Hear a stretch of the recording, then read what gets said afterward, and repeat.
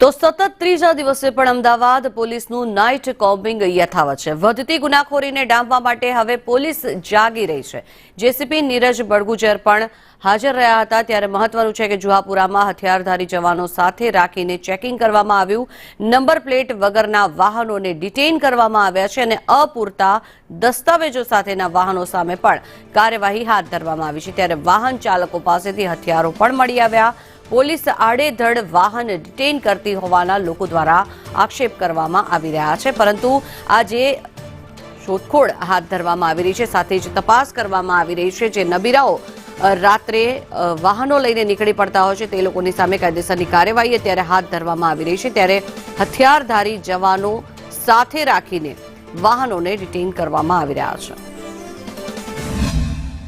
અમદાવાદ શહેરમાં સતત ત્રીજા દિવસે પણ અમદાવાદ શહેર પોલીસનું કોમ્બિંગ ઓપરેશન જોવા મળી રહ્યું છે અને અલગ અલગ વાહનો ચેક કરવામાં આવ્યું છે। આ વિસ્તાર જુહાપુરા છે કે જ્યાં આગળ અમદાવાદ શહેર પોલીસનું મેગા ઓપરેશન જોવા મળી રહ્યું છે અને આ એક કારમાંથી દારૂના ટેટ્રા પેક મળી આવ્યા છે, તેમજ બિયર મળી આવ્યા છે। લાઈવ ચેકિંગ દરમિયાન આ પ્રકારની આલ્કોહોલિક વસ્તુ જોવા મળી રહી છે અને જે કાર ચાલક છે તે કાર ચાલક સામે પણ ગુનો દાખલ કરવાની તજવીજ હાથ ધરવામાં આવી છે। કારની અંદર જે શખ્સો બેઠા છે તેમના દ્વારા આ નશાયુક્ત પદાર્થોનું સેવન કર્યું હોવાનું જાણવા મળ્યું છે। આ જે ટેટ્રાપેક છે નશાયુક્ત પદાર્થોના તે અન્ય રાજ્યમાંથી લાવ્યા હોવાનું પણ સામે આવી રહ્યું છે, જેથી કરીને સ્થાનિક પોલીસ દ્વારા હાલ કાર્યવાહી કરવામાં આવી રહી છે, કારણ કે જે શખ્સો છે તેમના દ્વારા આ પદાર્થોનું સેવન કરવામાં આવ્યું હોવાની પણ માહિતી મળી રહી છે। અને અમદાવાદ શહેરના જે પોલીસ અધિકારીઓ છે તે ઘટના સ્થળ ઉપર છે, તેમના દ્વારા આ પ્રકારના વાહન ચેકિંગ કરવામાં આવ્યું છે, જેથી કરીને અમદાવાદ શહેરમાં જે સતત ગુનાખોરી વધી રહી છે તેના ઉપર કાબુ મેળવી શકાય।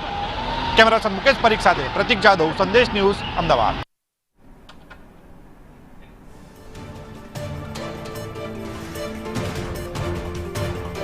તો તપાસ હાથ ધરવામાં આવી રહી છે। અનેક ગાડીઓને રોકવામાં આવી રહી છે અને તેની તપાસ હાથ ધરવામાં આવી રહી છે। પોલીસ દ્વારા અત્યારે કોમ્બિંગ નાઇટ સતત ત્રીજા દિવસે પણ કરવામાં આવી રહી છે। અનેક આવતા જતા વાહનો રોકવામાં આવે છે, તેની તપાસ કરાઈ રહી છે।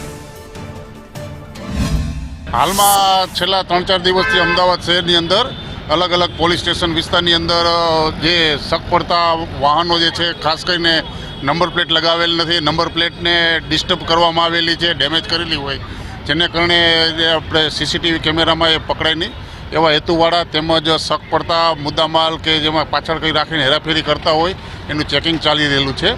અને ઘણા સમયથી નાસ્તા ફરતા આરોપીઓ શોધવા તેમજ હાર્ડકોર ક્રિમિનલ એ બધા એને વિરુદ્ધ અટકાયતી પગલાં લેવા આ કામગીરીની અંદર હમણાં તાજેતરમાં જ ગઈકાલે અમારે નવરંગપુરા પોલીસ સ્ટેશનની અંદર એક વાહન ચોર આ રીતે જે નીકળતા ચેક કરતા પકડાઈ ગયેલ છે, એમને શોધી અને વાહન ડિટેક્ટ ગુનો કરેલો છે। આવી જ રીતે જે ચીલ ઝડપથી મોબાઈલના ડિટેક્શનવાળામાં પણ 7 થી 8 મોબાઈલ ચોરને ત્યાં રિવરફ્રન્ટ વેસ્ટમાં પણ પકડી પાડેલ છે। કોમ્બિંગની કામગીરી છે, એમાં આપણે જે પ્રોહિબિશનના બુટલેગરો છે એના ઉપર દારૂના ગુના દાખલ કરવામાં આવી રહ્યા છે। એની સાથે સાથે કેટલાક જે ગુનેગારો છે એને પાસે છરી, ચપ્પા, તલવાર એ મળી રહી છે, એના વિરુદ્ધમાં જીપી એક્ટ 135ના ગુના દાખલ કરવામાં આવી રહ્યા છે।